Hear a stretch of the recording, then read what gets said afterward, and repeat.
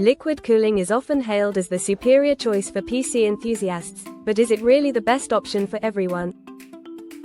For most users, simple and inexpensive air cooling solutions are sufficient.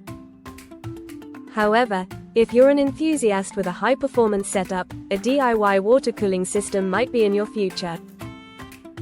The League of Do You gaming PC case is a prime example of a high-performance water cooler chassis. This case features a tempered glass side panel and a fan controller, allowing you to manage up to 3 fans.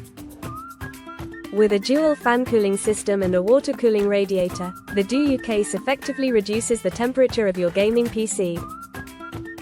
Air coolers, consisting of a heatsink and fan, are a more traditional and cost-effective solution. While liquid coolers offer better heat dissipation and quieter operation, they come with higher costs and potential maintenance issues. Air coolers are easier to install and maintain, making them a versatile choice for many users.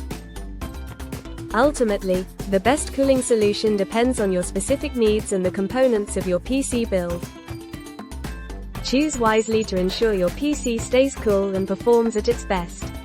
Stay tuned for more tech insights and reviews.